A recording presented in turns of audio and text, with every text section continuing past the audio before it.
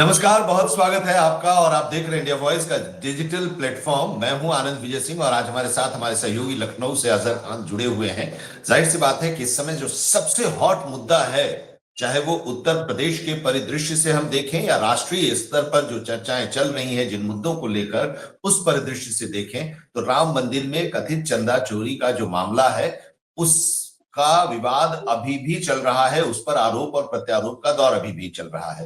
ये मामला सामने आया था, उस समय भी हम लोगों ने चर्चा की थी और अजहर खान ने उस पूरे मामले के बारे में विस्तार से बताया था, कहां से ये पूरा मामला निकला और फिर कैसे कैसे आगे बढ़ा। फिर मुख्यमंत्री ने एसआईटी का गठन किया। एसआईटी को एक समय सीमा के तहत अपनी प्रारंभिक रिपोर्ट पेश करनी थी, उस रिपोर्ट को एसआईटी ने पेश कर दिया और उसके बाद कार्रवाई भी शुरू हुई है।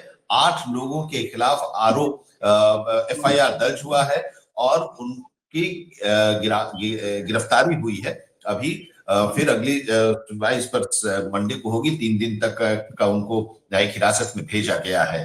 फिलहाल जो अभी बातें सामने आई हैं उसके बारे में जरा हम जानेंगे और समझेंगे अजहर से कि गिरफ्तारी हुई, पूछताछ चल रही और क्या क्या सामने आया है। उधर सियासत भी इस पर खूब चल रही है। तो एक एंगल तो पहला हम लोग इस पर चर्चा करेंगे कि क्या है अभी अपडेट इस पूरे मामले में, और दूसरा जो सियासत है उस सियासत के बारे में भी। इस 27 में विधानसभा का चुनाव होने वाला है, कुछ ही महीने हैं। 2027 के शुरू में ही फरवरी मार्च में विधानसभा का चुनाव हो जाएगा। उस समय तक क्या विपक्ष की एक रणनीति है कि इस मुद्दे को जिंदा करके रखें और इसी को अयोध्या एक बार फिर से चुनाव में मुद्दा होगा, इसको भी जरा हम समझने की कोशिश करेंगे कि ये जो सियासत है उसके पीछे का मकसद क्या है। पहले जरा अजहर आप बताइए क्या है अपडेट। अब गिरफ्तारी तो हुई है, 8 लोगों की पूछताछ चल रही है, क्या अभी तक निकलकर सामने आया है? आपके सूत्र क्या बता रहे हैं?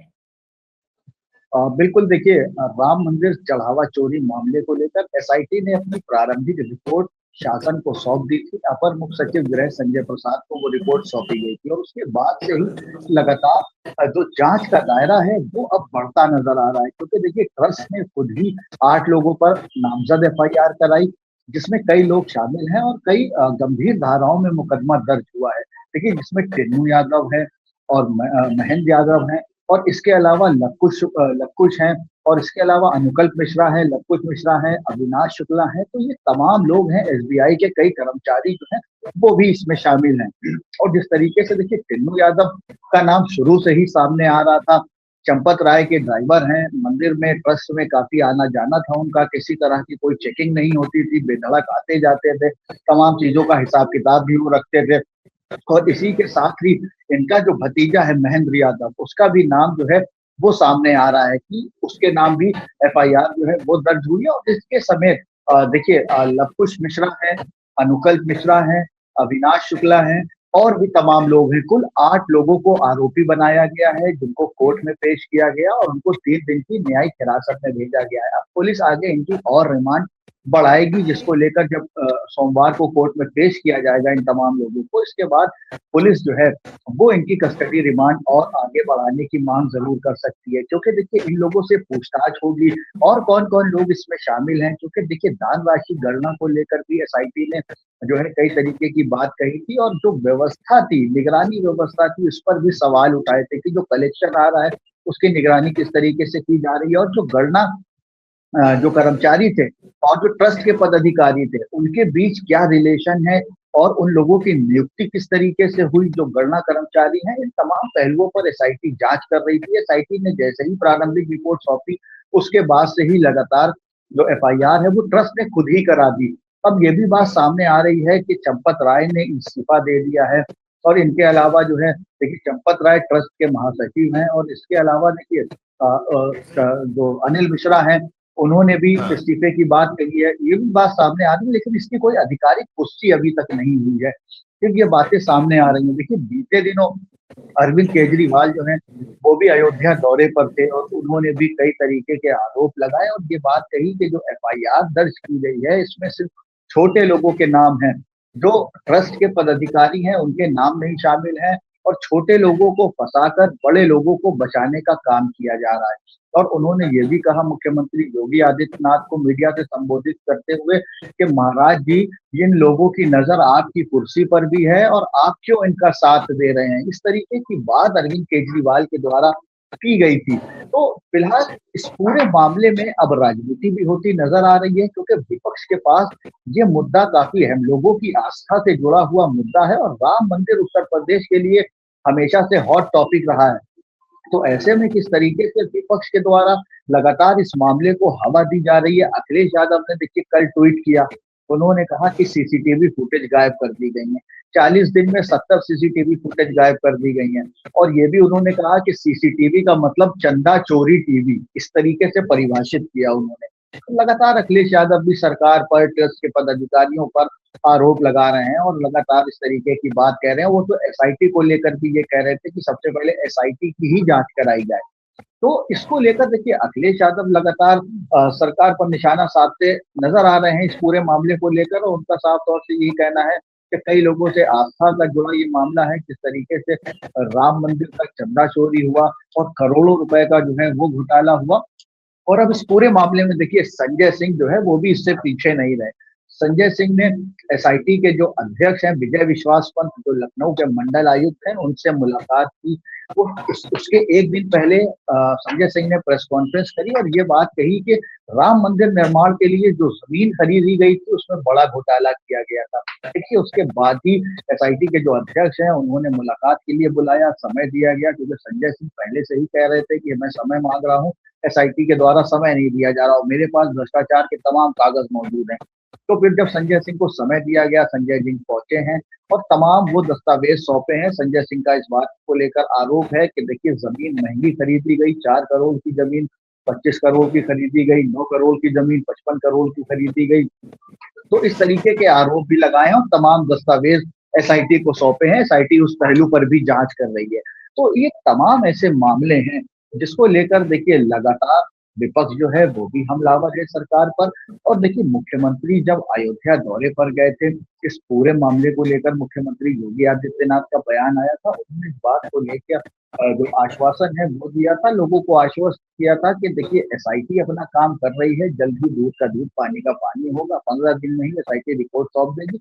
और एसआईटी ने रिपोर्ट सौंपी, रिपोर्ट सौंपने के बाद एफआईआर हुई। तमाम जो वो नामजद आरोपी थे जिनकी संलिप्तता की बात कही जा रही थी, उनको जेल भेजा गया, उन पर कार्रवाई हुई और अब इस पूरे मामले में लगातार उनसे पूछताछ हो रही है। और कौन कौन लोग इसमें शामिल हैं, क्या ट्रस्ट के पदाधिकारियों की क्या भूमिका है, क्या उनकी किस तरीके से इस मामले में संलिप्तता पाई जाती है, ये तमाम पहलुओं पर जो जांच है वो भी की जा रही है। एसआईटी ने ये भी मांग की थी जब रिपोर्ट अपनी शासन को सौंपी थी कि हमें और अधिकारियों की जरूरत है, क्योंकि अब जांच का दायरा बढ़ेगा, इससे ये पता चल रहा है। और उन्होंने कई लोगों पर एफआईआर की भी संस्तुति की थी जब एसआईटी रिपोर्ट सौंपी थी। इस बात को हमने दिखाया, इंडिया वॉइस ने अपने चैनल पे दिखाया और उसके कुछ ही दिन के बाद देखिए एफआईआर जो है वो दर्ज हुई है।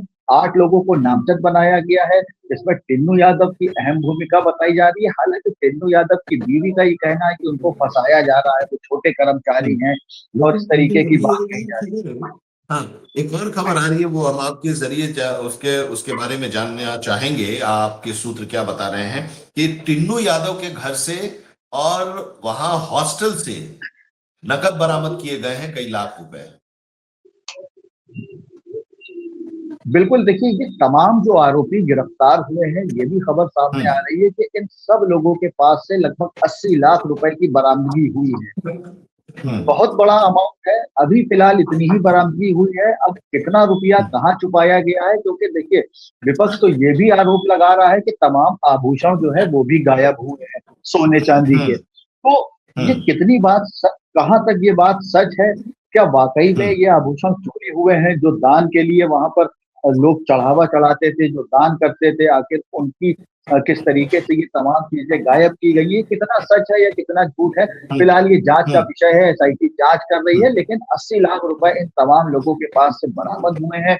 इनके पास कहाँ से इतना रुपया आया, ये तमाम बहुत निचले स्तर के जो कर्मचारी हैं, इनकी तनख्वाह भी उस मुश्किल से 12-15 हजार रुपए होगी और इनके पास इतनी बड़ी मात्रा में इतनी बड़ी उसमें राशि कहाँ से आई, ये भी फिलहाल जांच का विषय है। तो इन तमाम मुद्दों पर एसआईटी जांच कर रही है। अब सबसे बड़ा सवाल ये है कि आखिर ट्रस्ट के पदाधिकारियों की क्या भूमिका है, गोपाल राव की क्या भूमिका है, चंपत राय की क्या भूमिका है, अनिल मिश्रा की क्या भूमिका है। तो ये तमाम सवाल जो हैं ये अभी भी बने हुए हैं, लगातार एसआईटी जांच कर रही है। और इन्हीं लोगों पर विपक्ष का आक्रमण भी है। अब जैसे देखिए, अखिलेश यादव का बयान आया कि जांच प्रक्रिया पर जब सवाल उठाते हुए उन्होंने कहा कि ये तो पहले से तय होगा कि किन्हें बचाना है और किन्हें आरोपी बनाना है। अभी मुक्तेश्वर आनंद सरस्वती, उनका कहना है कि राम मंदिर चंदा चोरी के असली आरोपियों को बचा लिया गया है। तो जाहिर सी बात है कि ये इन तीनों लोगों के नाम पर ही ऐतराज है कि इन लोगों का नाम क्यों नहीं आया, चंपत राय का नाम, गोपाल राव का नाम, अनिल मिश्रा का नाम, कि इनके खिलाफ एफआईआर क्यों नहीं दर्ज हुआ। पहले तो ये उन लोगों का कहना था कि भाई एसआईटी आपने गठित कर दी और कोई एफआईआर ही दर्ज नहीं हुआ। उसके बाद जब रिपोर्ट आई, रिपोर्ट के आने के बाद जब एफआईआर दर्ज हुआ, तब कह रहे हैं कि इन 3 लोगों को क्यों छोड़ा गया। कल हम इस पर चर्चा भी कर रहे थे मुद्दे की बात में, तो वहां पर भी जो विपक्ष के लोग थे उन लोगों ने भी कहा। तो मैंने यही कहा था कि जरा आप बताइएगा कि प्रक्रिया तो यही होती है ना अजहर की, जो आरोपी हैं उनको पहले पकड़ा जाता है, उनसे पूछताछ होती है और फिर पूछताछ के बाद और भी कई नाम आते हैं, फिर उन तक वहां पर पहुंचती है पुलिस, उनसे पूछताछ करती है जांच एजेंसी जो भी है। तो उस जांच एजेंसी के दायरे में, पूछताछ के दायरे में तो ये लोग भी आएंगे और पूछताछ भी होगी। बहरहाल, लेकिन ऐसा लग रहा है कि ये तो अभी चल रहा है, जांच चल रही है और जांच के आधार पर आगे की कार्रवाई भी होगी। कल भी मुख्यमंत्री देवरिया में थे तो उन्होंने कहा कि मर्यादा का पालन कीजिए, धैर्य रखिए, दूध का दूध, पानी का पानी होगा, कोई भी बख्शा नहीं जाएगा, कोई भी नहीं बचेगा, ये लगातार भरोसा दे रहे हैं। बहरहाल, लेकिन इसका जो दूसरा पहलू है कि इस पर सियासत बहुत तेज से चल रही है। उत्तर प्रदेश में चुनाव है, चुनाव से जोड़कर भी इसको देखना चाहिए। अयोध्या का मुद्दा चुनाव में रहा है, जब तक मंदिर का निर्माण नहीं हुआ, सुप्रीम कोर्ट के फैसले के बाद जब मंदिर के प्राण प्रतिष्ठा हुई, कार्यक्रम हुआ, मंदिर में लोग दर्शन के लिए आने लगे, उसके बाद भी ये मुद्दा रहा और अब एक बार फिर से दूसरे मामले को लेकर अब मंदिर का मुद्दा है। तो इसको विपक्ष चाहता होगा या उसकी रणनीति होगी कि इसको हम जिंदा रखें, सरकार को घेर कर रखें इस पर। जाहिर बात है, देखिए उत्तर प्रदेश में हमेशा से ही राम जन्मभूमि का मुद्दा जो है वो हमेशा चर्चा का विषय बना रहा है। जब राम मंदिर नहीं बना था तब भी ये चर्चा का विषय था, मंदिर बना, प्राण प्रतिष्ठा हुई, इतना भव्य आयोजन हुआ, तब भी ये चर्चा में था। विपक्ष के कई नेता तो अभी तक दर्शन के लिए नहीं पहुंचे, चाहे अखिलेश यादव की बात की जाए या और भी तमाम ऐसे नेता हैं जो अभी तक राम मंदिर के दर्शन के लिए ही नहीं पहुंचे। देखिए, राजनीति अपनी तरफ है, मतभेद अपनी तरफ है, लेकिन भगवान राम तो सबके हैं, सबको जाना चाहिए। खैर, ये तो अपना अपना वो है, कोई गया या कोई नहीं गया। फिलहाल देखिए, विपक्ष लगातार इस मुद्दे को हवा दे रहा है क्योंकि 2027 का विधानसभा चुनाव है और ऐसे में विपक्ष के द्वारा लगातार इस मुद्दे को खींचा जा रहा है। बीच बीच में अखिलेश यादव का ट्वीट आता है, कांग्रेस भी बयानबाजी करती है, आम आदमी पार्टी भी। तो उत्तर प्रदेश में जितनी पार्टियां सक्रिय हैं वो इसको लेकर बयानबाजी करती रहती, क्योंकि ये सिर्फ और सिर्फ उत्तर प्रदेश का मुद्दा नहीं है, ये देश भर का मुद्दा है। देश के तमाम लोगों की आस्थाएं जो हैं वो इस राम मंदिर से जुड़ी हुई है। तो लगातार विपक्ष इसको हवा देने का काम कर रहा है क्योंकि 2027 में किस तरीके से इसको हॉट टॉपिक बनाया जाए और इसको लेकर सरकार की नाकामी लोगों तक पहुंचाया जाए। तो विपक्ष इस कोशिश में लगा हुआ है। अब देखिए, एसआईटी बनाई गई, अखिलेश यादव ने इस मुद्दे को उठाया, एसआईटी बनाई गई। विपक्ष लगातार आरोप लगा रहा था कि एफआईआर नहीं हुई है, जेल नहीं भेजा गया है जो आरोपी हैं। देखिए, किसी भी मामले में जो कानूनी प्रक्रिया होती है वो एक प्रक्रिया के तहत कार्रवाइयां होती हैं। पहले देखिए एसआईटी बनाई गई क्योंकि इतना बड़ा मामला था, इतनी बड़ी जगह का मामला था। एसआईटी बनाई गई, जांच हुई, लोगों से पूछताछ हुई, सीसीटीवी चेक किए गए, उसके बाद एफआईआर हुई। एफआईआर के बाद उन तमाम लोगों को जेल भेजा गया। अब विपक्ष का कहना है कि बड़े लोगों को बचाया जा रहा है। छोटे लोगों पर कार्रवाई की जा रही है। देखिए ये प्रक्रिया सतत चल रही है। एफआईआर हुई, जेल भेजा गया, अब उनसे कस्टडी रिमांड ली जाएगी, पुलिस पूछताछ करेगी और उसके बाद इसमें और कौन-कौन लोगों के नाम शामिल होते हैं, कौन-कौन लोग इसमें शामिल हैं, फिर वो नाम भी खुलेंगे। तो ये पूरी प्रक्रिया है, लगातार एसआईटी अपना काम कर रही है। मुख्यमंत्री ने साफ तौर से ये बात स्पष्ट कर दी है कि दूध का दूध, पानी का पानी होगा। जो आरोपी हैं वो बख्शे नहीं जाएंगे और जिन्होंने भी तमाम श्रद्धालुओं के साथ, तमाम राम भक्तों की आस्था के साथ खिलवाड़ किया है, उन्हें नहीं बख्शा जाएगा। प्रधानमंत्री मोदी ने भी यही बात कही कि देश का मुद्दा है, देश भर की आस्था राम मंदिर से जुड़ी हुई है, जो भी दोषी हैं उन पर कार्रवाई होगी। तो देखिए इस पूरे मामले में फिलहाल अभी तक तो निष्पक्ष जांच हो रही है, लेकिन विपक्ष जो है वो लगातार इस बात का आरोप लगा रहा है कि बड़े लोगों को बचाया जा रहा है, चंपत राय को बचाया जा रहा है, गोपाल राव को बचाया जा रहा है, अनिल मिश्रा को बचाया जा रहा है, ये तमाम लोगों को बचाया जा रहा है। देखिए फिर विश्व हिंदू परिषद की भी बैठक हुई अयोध्या में, उसके बाद ही देखिए तमाम फैसले लिए गए और उसके बाद ही प्रेस के द्वारा एफआईआर कराई गई, 8 लोगों को नामजद किया गया। अब बड़ा सवाल ये है कि इनकी कस्टडी रिमांड होती है, इनसे पूछताछ होती है, क्या कुछ निकल कर सामने आता है और कौन-कौन लोगों के नाम जुड़ते हैं और जांच का दायरा जो है वो कितना ज्यादा बढ़ता है और इस पूरे मामले में इसकी आंच और कौन-कौन लोगों तक पहुंचती है।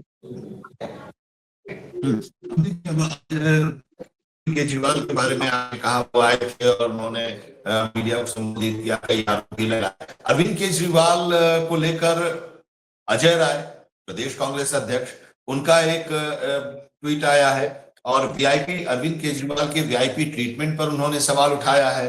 एक्स पर उन्होंने 2 तस्वीरें शेयर की है और पूछा है कि केजरीवाल के लिए कैमरे और विशेष छूट, लेकिन बाकियों के लिए कड़े नियम। कुछ दिन पहले जब मैंने दर्शन किए तब व्यवस्था अलग थी, सरकार बताए कि ये रिश्ता क्या कहलाता है। अब यहाँ पर भी पूरी तरह से सियासत है, अपने अपने संबंधों का, किसके साथ हमको आगे बढ़ना है, किसके साथ हमसे हमको दूरी बनाकर रखना है। अब ऐसा लग रहा है कि अपनी इसे तो यही लगता है कि क्रेडिट उनको न मिल जाए। और आपने जैसा कहा कि अखिलेश यादव अभी तक दर्शन के लिए नहीं आए, राहुल गांधी दर्शन करने के लिए नहीं आया, अरविंद केजरीवाल ने मौके को पर जो टाइमिंग है उस टाइमिंग को देखिए वो आए, दर्शन किए और फिर बयान भी दिए। अब इन लोगों को लग रहा है कि हम लोग तो बात तो कर रहे हैं लेकिन यहाँ पर आए नहीं, बीजेपी घेर रही है उस पर इन लोगों को। अब ये रिश्ता पूछ रहे हैं क्या कहलाता है, मतलब इसको अपने इस पूरे मुद्दे को अपनी तरफ खींचने का, इस मुद्दे पर अपनी पकड़ बनाने की कोशिश हो रही है, होड़ लगी हुई है। आप देख रहे हैं क्या वहां पर?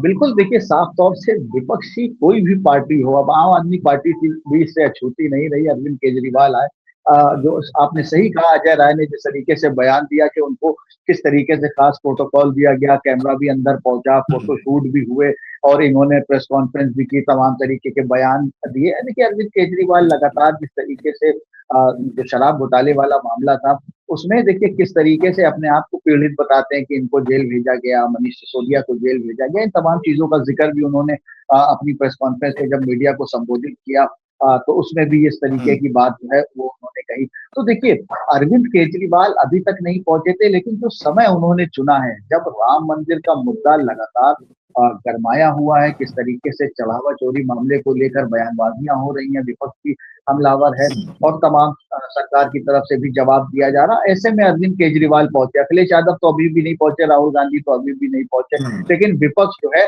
विपक्ष लगातार इस बात से चिंतित है कि किस तरीके से वहां पर चढ़ावा चोरी हुआ, किस तरीके से राम भक्तों की, तमाम श्रद्धालुओं की किस तरीके से आस्था के साथ खिलवाड़ किया जा रहा है। तो विपक्ष इसको लेकर काफी चिंतित है। अरविंद केजरीवाल वहां पर पहुंचते हैं, तमाम तरीके की बातें कहते हैं, संजय सिंह जो है उनकी तरफ से भी लगातार बयान आ रहा है। फिलहाल ये तमाम आरोप कितने ज्यादा सच साबित होते हैं ये तो फिलहाल अब एसआईटी की जो अंतिम रिपोर्ट होगी उसमें ही साफ पता चलेगा कि एसआईटी की अंतिम रिपोर्ट में कौन कौन लोग शामिल हैं और इसमें।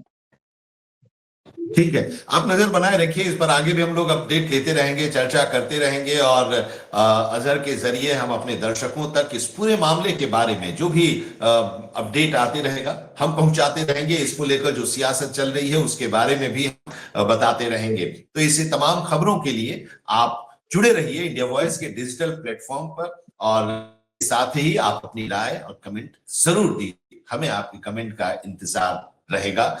प्लेटफॉर्म इंडिया वॉइस ऐसे तमाम मुद्दों आपके जरिए आपसे आप तक खबर पहुंचाता रहेगा। नमस्कार।